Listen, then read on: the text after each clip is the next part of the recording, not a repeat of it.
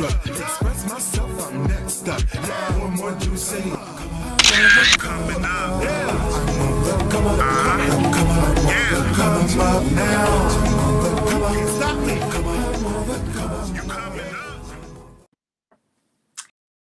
coming up. Hello, guys. It is welcome to Hop this series. I solo today. April, I miss you. But she is, we will hear about where she was today, next week. Day. I am super excited, as I told you guys last week, for today.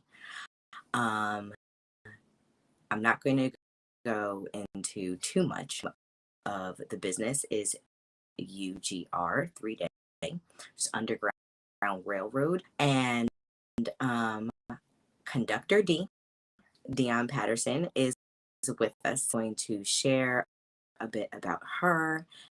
She is absolutely fun, and has her hand in a multitude of areas for her to be able to share what she does, and then really delve into what she does, and then also be able to close out, this awesome February, and be able to really just, share some good history, share. And I'm excited for you guys to be able to join in and to be easy. So I will not belabor this anymore. So, Dion.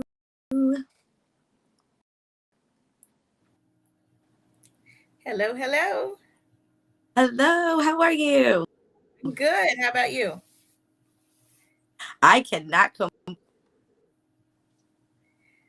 Well, they're trying to close out Black History Month, but we tell Black history every day. That's right, every day.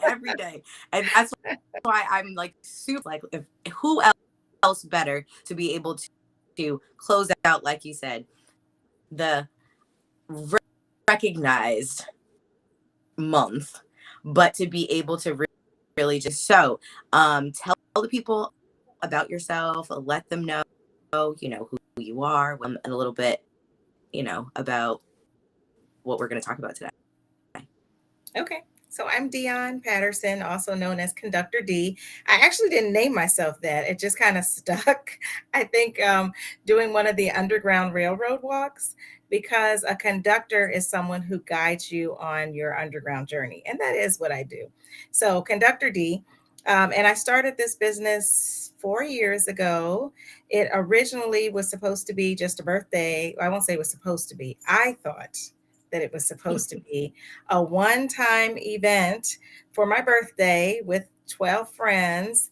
And what we did was we walked 52 miles on the Underground Railroad over the course of 3 days. And in designing that, I knew right away that I wanted it to be an immersive experience. I wanted people to really feel like they came away from the walk knowing people. And I think that's one of the things that makes people shy away from history. I know it did for me. I didn't grow up loving history because I didn't see myself in history. I saw history as memorization of a bunch of dates and irrelevant people, stories that I couldn't relate to, and they were boring. So when you can help humans to connect with other humans and their stories, that is a powerful thing. And so that's what I like to do, through walks, through boat rides, train rides, cycling, wine tours, you name it, I'm trying to do it. So there are a million and one things that you can do on spaces and in spaces that were associated with the Underground Railroad. And so my mission and vision always is to find those creative ways for people to connect with history and to share the untold stories. Absolutely. That is absolutely amazing. So it's so funny how a birthday party into, something so great, so great. So, us you. Like, who are you? Who's I'm a Dion? mom. Dion is a wife, a mom, an adventurer, a writer. But my background is in psychology, and I'm a curriculum developer. I work with training professionals to provide quality education for children. And I'm super excited about my newest venture, which will allow me the opportunity to embed Black history into children's curriculum. So I'm like, yes, that's a dream come true. That But is yeah, you know, awesome. when I'm not adventuring on the underground, I like to just, you know, be in green spaces, go on trail walks, and spend time with my family. I like to cook. I like to eat, regular people stuff. Regular people stuff. Oh, so on these, well, first off, site. This way people can be able to know. And I was like, we'll definitely do a recap at the end so they go to the website and know where they can be able to, sign up for these awesome experiences. Yes. Okay, so that UGR3day.com. Yeah, on the website, you see all of these different things. Like you said, there are trails, bird walks, there is cycling. Give I guess like a synopsis of what it would have those, or if someone, were to choose to go on one, or what would help someone, maybe if all of them seem appealing. Oh, so we just have fun.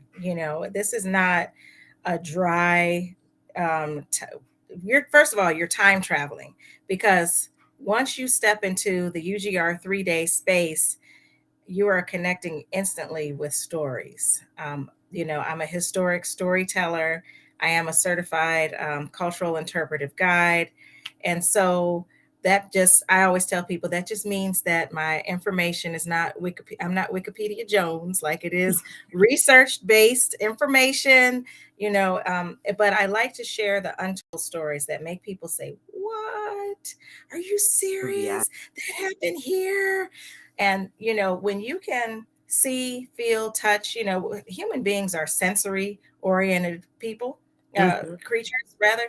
And so when we can smell history, when we can taste something that, may have been foraged on the Underground Railroad, when you can see the space, when you can walk on the floor and hear the creak from the floor, and that this was a hiding space where people who, advocated for themselves and fought for freedom and were there. Like that's just a very powerful thing.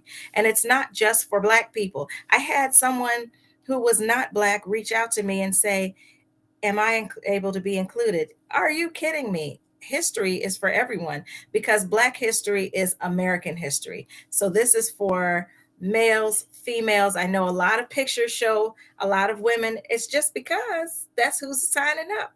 But we do have men that come, and we would love to have more.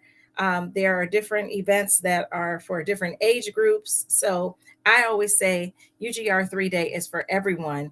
And I've been looking into, other events that can be more inclusive for those who may not be able to walk and would like to be able to access, these types of experiences. So check back frequently with the website. I always have something new. This year, I said I was going to do things bigger, harder, and faster. And so we have tons of exciting things coming up, beginning with this spring. Us at least 3 that are coming up, I guess, pretty soon that you that Okay, so we have a wine tour that's coming up, and that I'm so excited about because it is taking place at what was once a plantation. So this historic winery was one of the first plantations on Maryland Eastern Shore. And although the landmark signs don't really give credit to the real story, they give credit to the enslaver, praising him for his cartography skills. He created maps, and because of his maps, we have this information and that information. But I'm going to tell the story. I'm going to tell the story of who was there and his role in getting them there. But at the same time, in addition to that story, the house that he lived in, that was built in the 1600s, relics of it are still there. So that is going to be an amazing space to be in. I went there in November, and I was just, my family was enslaved there. And so it was important to me to go and see the space and experience it. The winery was not there. They were not growing grapes, but the winery was built on that land where people were enslaved. I'm also going to talk about how there were so many people while enslaved who were entrepreneurs, men and women, who made alcohol and sold it even to the white folks. Mhm. Really? And we're going to get into all of that: who, what, when, where, and why. That's And so then, of course, wine tasting, commemorative glass, like you can't go wrong. And all of this, despite the kind of the sad history of the land, it Mhm. takes place in a gorgeous place. I mean, this is right along the Bohemia River, and I happened to go, like as the sun was setting, and Mhm. the whole uh, just all the acreage just lit up with this golden sunlight. And I knew right then that I wanted to come back with other people, because I said, I can just see us walking around this gorgeous property and me sharing the story, and then just soaking it all in with a glass of wine with some UGR 3-day participants. So that's coming up April the 15th. I'm also going to have a free walk that's coming up in June. It's going to be in Philadelphia at the Navy Yard. Registration is required because I need to be able to prepare for how many people are coming. It's capped at 50. And what we're going to do is retrace. We're doing a freedom walk, is what it is, a remembrance walk. And it's just 1 mile. So, children may be able to participate in that if they're up to it. But that I just wanted to bring recognition to the space of the Navy Yard. In the 1800s, well, I'll back up, 1808, America said, hey, we're going to stop importing Africans. We're going to stop getting people from the Caribbean. And we won't talk about today whether they actually did or not. But that's what they said they were going to do. 1808, it then became illegal. And so the planters in the South were like, well, hold on, wait a minute now. I just bought all this land. I've started growing tobacco. I've started I've started growing cotton. Who's going to take care of all of this? So then you had these people in the North who were like, oh, I bet, since Philadelphia has one of the largest Black populations, and so does New York City and Boston, and how about we just kidnap some of the free Black folks and sell them? And there was a whole string of people who thought, oh, yes, that's a great idea. That was the beginning of what is called the Reverse Underground Railroad. And the Reverse Underground Railroad was an organized system that extended over numerous states, that functioned similarly to the legitimate Underground Railroad. So there were conductors, people who guided folks. There were hiding places where they hid kidnapped, enslaved people, many of whom were teenagers and young children.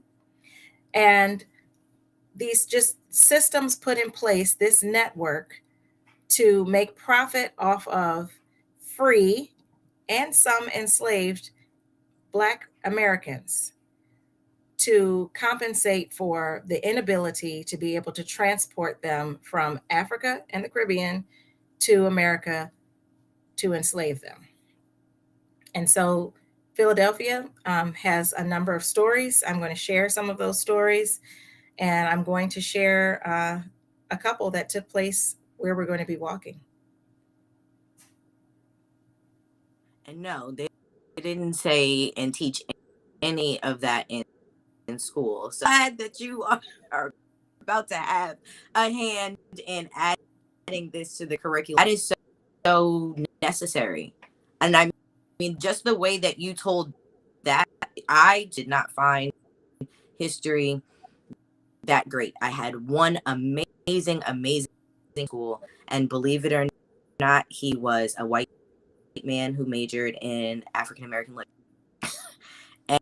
And he was the first person who brought an African American history and culminating into what was already in the history books, to the point where I wanted to learn. So like I'm super excited about this.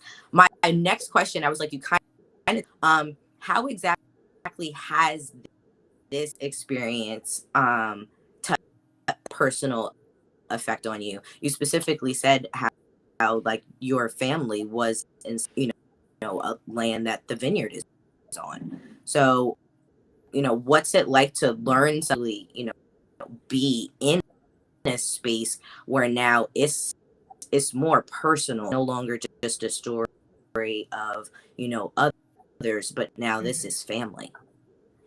Yeah. So it's one of those things where it takes you through every emotion you can imagine. So I don't think I mentioned that I am also a certified genealogist.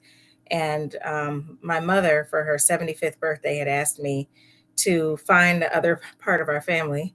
So we were able to go back as far as my third great grandfather. And I told her it was impossible. I said, "You're asking me to locate people who were sold away, and like, how do you do that?" Right? But this is Right. when you're supposed to find information, you will find it. And my prayer is always, Lord, lead me to my people. And one day I told my husband, I was like, "Oh, let's go on a date. I promise you, we won't do anything related to Black history. We're just going to do regular people things, regular people things." Okay. And he was like, "Okay." So I said, "Oh, there's this windmill that's in Maryland. Let's go check it out. I've never seen like an old school windmill in person before." So he was like, "Yeah, that sounds like a good idea." We get out the car. What do we see, Mo?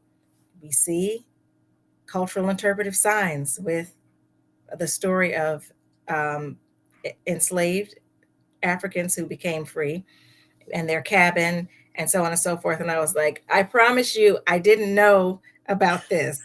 I didn't know." Um, and so that led to me researching, and Uh-huh. guess what? I found out that those are my family members. So, but not the Black folks. Surprise to me, the white folks.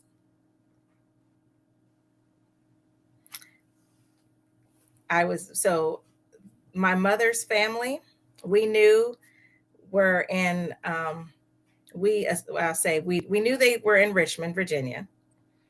The remains of my third great well, I won't say his remains. I'll say that the University of Richmond found some remains from the enslaved folks who were enslaved on the property when it was a plantation before it became a university.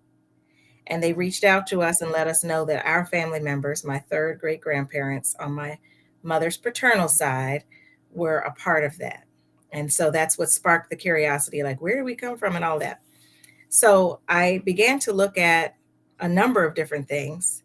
I always thought we were from Virginia, but in looking at, I got my mother finally to do her DNA.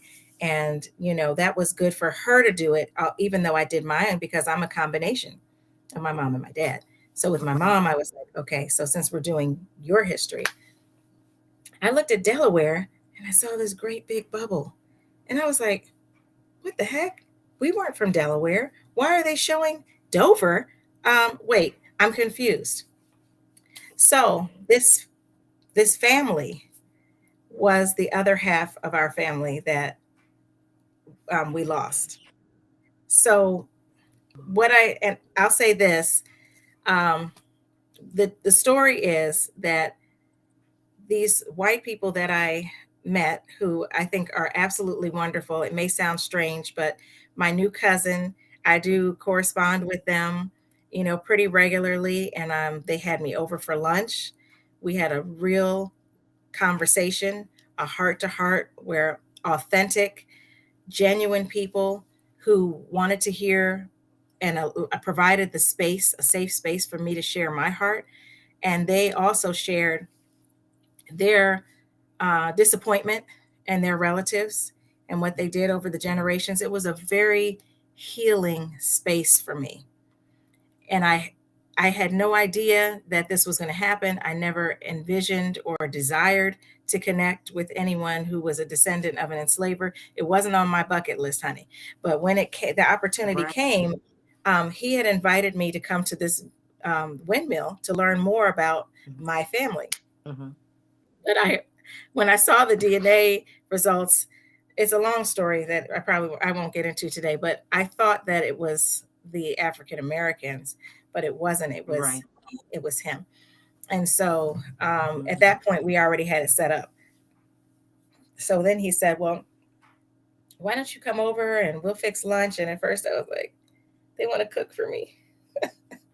Like, I don't know about that. Like, should I take charcoal with me, or like, is it gonna be all right? I don't know about y'all, but I spent a lot of Just don't time. drink the tea. like you're not sure. I feel you. I was really, I That's mean, honest. that's It's the honest. type of thing that doesn't happen on a regular basis. You don't get an invitation like that. But before I went, I had a lot of conversation with him, and I felt like I could feel his heart. And I was just so grateful for his honesty and for his sensitivity to, and he and his wife both, the sensitivity to our trauma and his genuine desire, to get to know me. And when I first arrived to the house, of course, like in my jeans, my legs were like trembling because I'm like, Mhm. I'm looking at the outside and I'm like, I could just disappear out here. Like nobody would even find me because I went by myself. Right. Not like there's a lot of water. I can't swim. Like it's about to be over. But I didn't really think that. I mean, I did. Yeah. So Like, I was sick on the way there. Mhm. My stomach was tore up. I was like, I don't know if I'm going to be able to drive just because, the anxiety Yeah. of the unknown. And at this point, I didn't even know all of what I know now. If I knew back then what I know now, would I go? No, I wouldn't have, because I wouldn't have trusted. I wouldn't have trusted that Mm. it was, that they would have even been remotely different from the history that I Right. read, because we're talking about generations of horror that took place. But I'm glad that I did, because that's a very important space to be able to be in. And, it's like God knew what I needed when I didn't. Mhm. And so I went, and he welcomed me as cousin right away with a hug. And, it was a great time. So basically what happened was one of his grandfathers enslaved my family, and that grandfather was the biological father of my relative. So my relative was born from an enslaved Black woman and Mhm. her enslaver. When he passed away, as most common enslavers did, they willed their biracial children. They didn't just sell them when they died, they willed them to someone, and it was usually their children.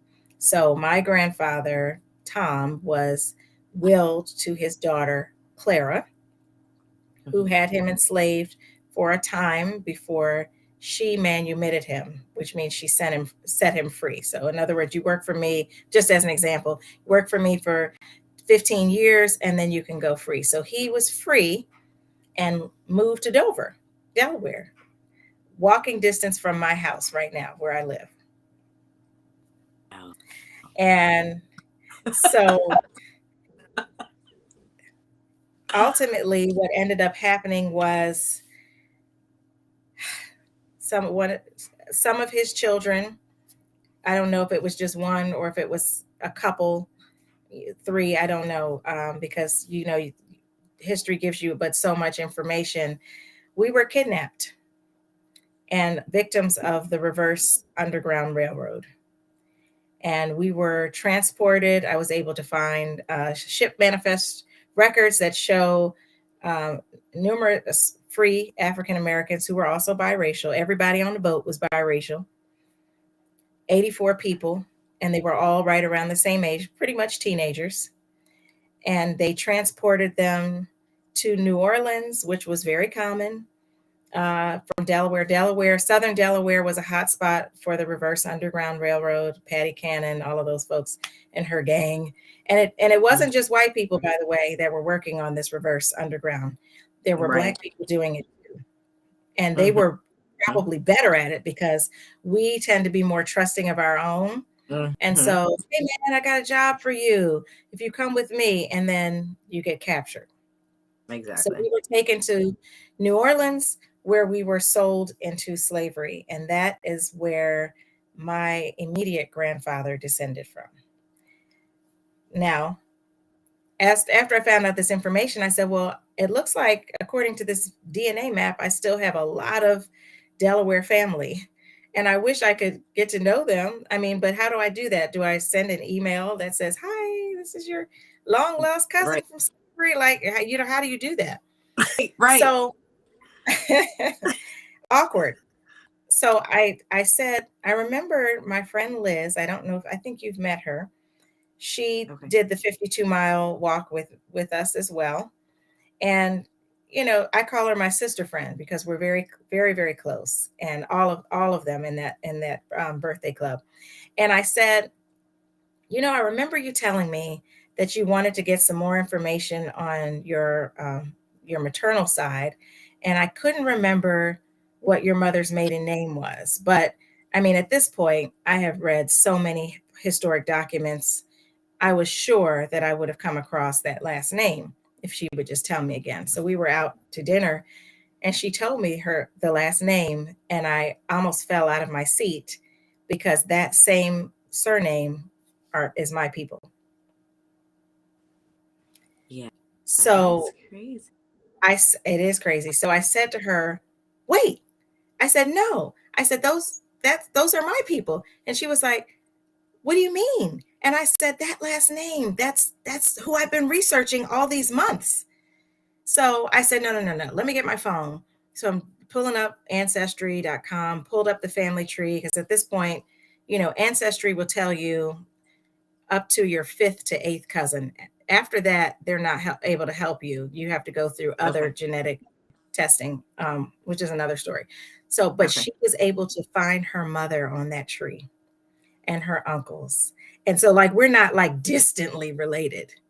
Right. So this other half of the family that we thought we would never find, we have been in each other's faces, adventuring together, walking the Underground Railroad together, praying together, singing together, laughing.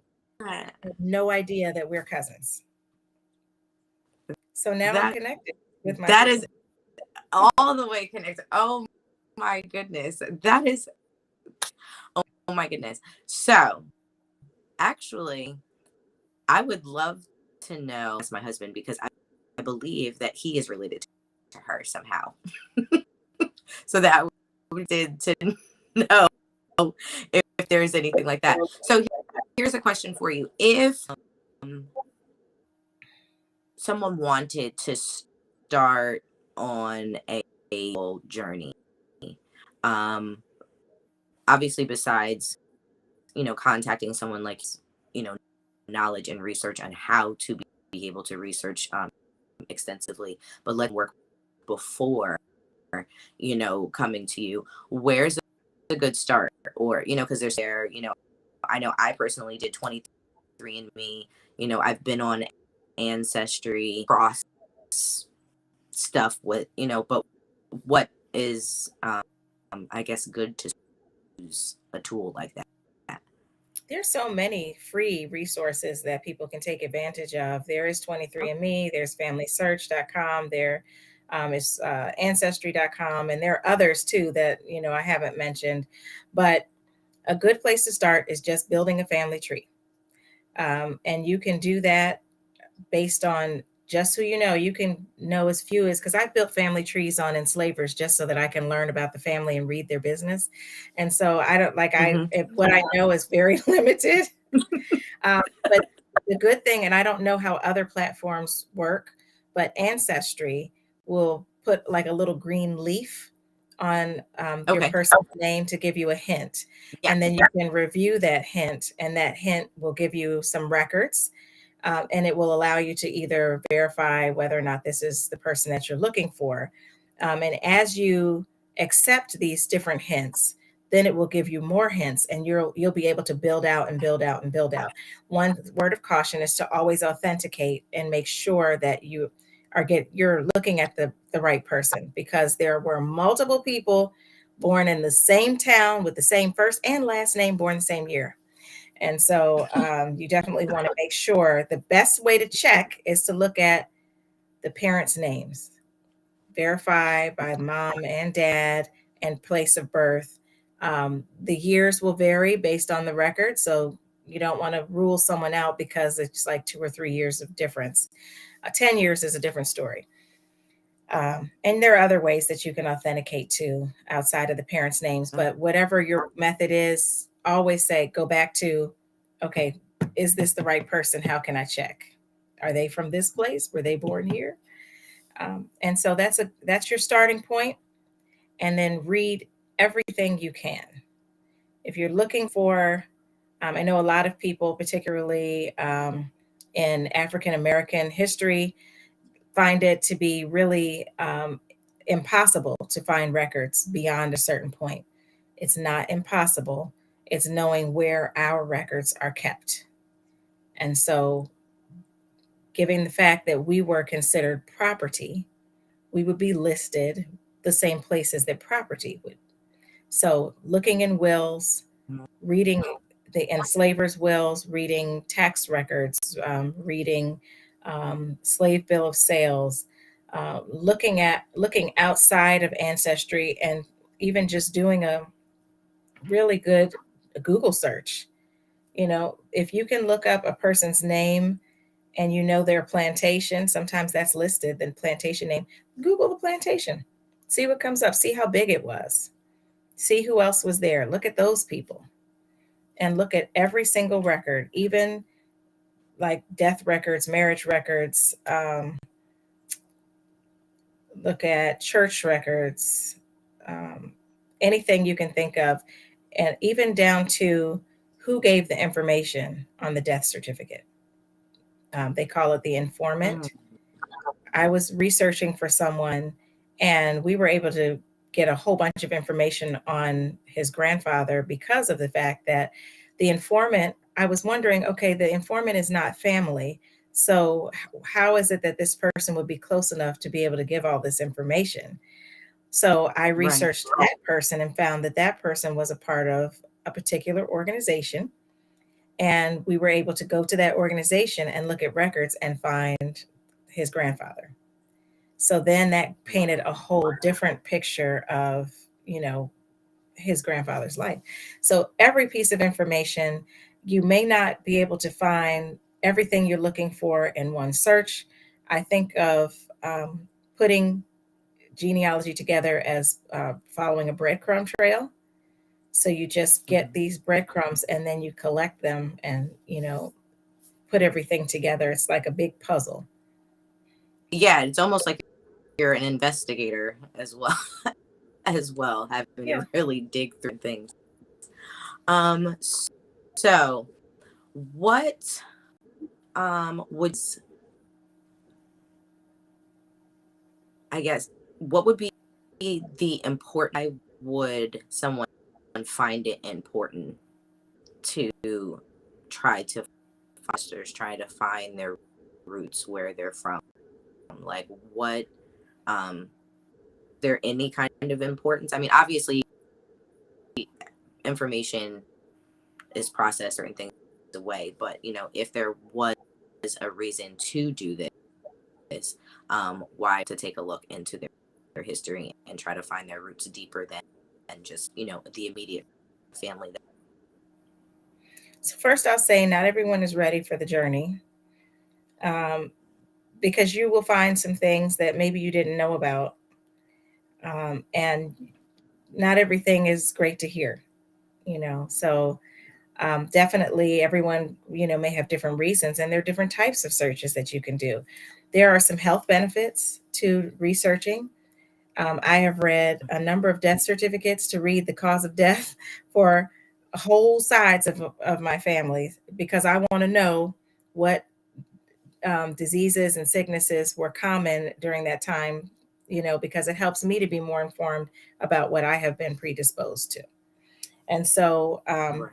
that's one reason, and that can be very empowering. Another would be to hear some of those stories that maybe you didn't know about that are really awesome. Like maybe your relative is someone who revolted and who stood up for themselves during slavery. Maybe your relative escaped. I can't tell you how excited I was when I found that I had a distant relative who was an Underground Railroad conductor. That to me was like the Full best circle. thing ever.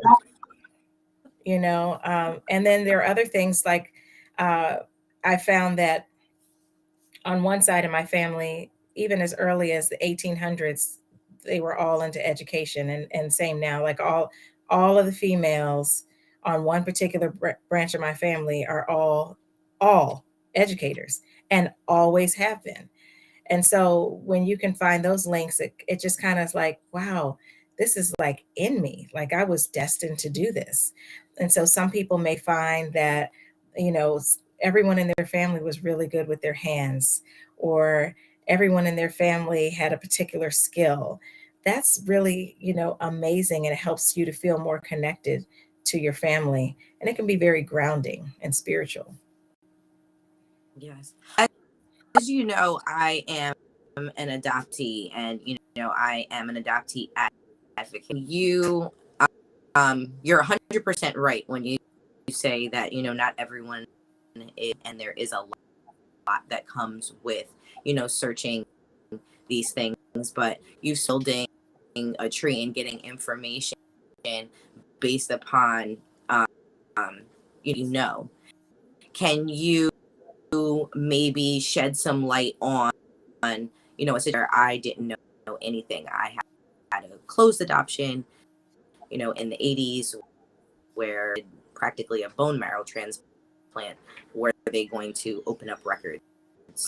Obviously recently I was like, but I mean that's been a huge fight, because like you were saying, well, I don't have access to what um, my family had. So now when we talk about medical history, I don't know how to be proactive. And the worst thing is going to a doctor's office, and the first thing they ask you is, do you have a history of? Say is, I don't know. So if you're starting from an idea slate, um, you know, besides, possibly the adoption um, company or that you were with, or the foster home or whatnot, where can, these get maybe some kind of headway? And then when it comes to reach people when you find them, can you give some advice just in general, whether, they're an adoption, and, I guess an appropriate way to kind of, approach someone like, hi, I said it can be awkward or weird. Yeah, I mean, I really can't even speak to how to approach that topic. I think it would be very individual for a person, Mm. and but I would say that for anyone who has the courage to reach out to a family member, you have to be ready for any response, and that's the hard thing, because nobody's ready to have rejection. No one's ready for an unfavorable response. So that's a tough one, and I think that it really has to be something that a person knows in their gut that this is what I need to do, and be very thoughtful and mindful about the timing that they decide to do it, and their approach, and put those supports in place no matter what the result is going to be, so that you have a landing space. Because even if it's amazing, you're still going to need a landing space because it's emotional. Yeah, absolutely. What have you found that experiences that people who are participating get emotional if Oh, there isn't a yes. personal connection, but just being in that space, like, are those spaces emotional? You hear when people go to certain places that it's overwhelming. Is that the experiences like that with you as well? Yes, and it depends on the level of emotion, depends on what we're doing, right? So um, there have been walks where people, have expressed anger, white and black. Mm-hmm. There are people who, there are spaces where um, people have shared that, this has really been a lot. I need to go home and process this. But then there are places like, there's one underground railroad station that's a part of my 3-day tour, where we actually go up into the attic, into this little area off of a classroom, and that was the hiding space. And the way the place has it set up, there's like a little candle in there, a blanket on the floor, a pillow. And I preface by saying, like, setting the tone, the scene. You've traveled, you've left this person, that person. This is the space that you're in. Um, we actually ended up spending about an extra 45 minutes there because of people's overwhelming emotions in the space. People were crying because it was real, and it's going into some of those real spaces that change your whole perspective. You can read about things, you can watch movies about it, you can hear stories, but until you connect with the space, you smell it, you feel it, you absorb it, you're present, it's totally different. You will never Yeah. forget being in that hideaway. Wow. Well, I definitely I will be making it too, because that's like right before my birthday. So that's gonna be my birthday present to myself. Yay! Yes. But okay, so I appreciate you. Like, I really just want a taste of what you do. I really wanted them to be able to get your most amazing it's a pleasure um to be able to brag about knowing some and impact the way that you are, and especially when it comes to um I had I history was not my thing, but you and hearing how how you talk, I mean, you guys, I'm just gonna let you know, you have to, if that is something that you do regularly, Dion. But like, that is phenomenal. And I love the fact that it also it's a family affair as well. We get to experience how your family is a part of the so I just want to thank you for your time. I want to thank you for the work that you're doing, imprint and impact that you are making on our community. And honestly, just in you said, this is for everybody. It's all inclusive, and it allows you to be a whole well-rounded individual, to be able to know sides. So thank you very, very much. Thank you. I appreciate you. you go to ugr3day.com. Yeah, to book one of those amazing experiences.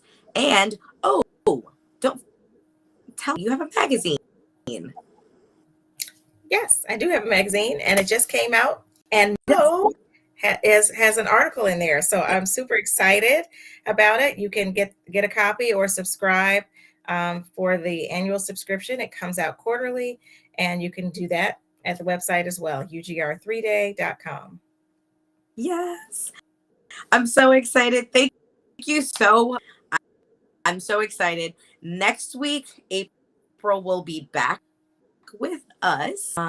We have a nice little treat for you because it's going to be a panel, and we're going to be just talking off National Women's Month. We are going to be just having a whole a lot of different women from a lot of different backgrounds, a lot of different economic statuses, sexual orientations, everything. This way we can get a little bit of everyone's dream issue. So we are super, super excited for our guests and to be, talk about the nitty gritty as far as women are concerned, but then obviously empowering. So listen, history is empowering. If you weren't empowered by this, because I definitely am excited. This makes me want to delve to all sides of my story because facets to this. So you've definitely motivated me in a different way more into my history. So thank you very much, you guys. And we will speak Tuesday at 7:30, same place, same time. Bye, guys.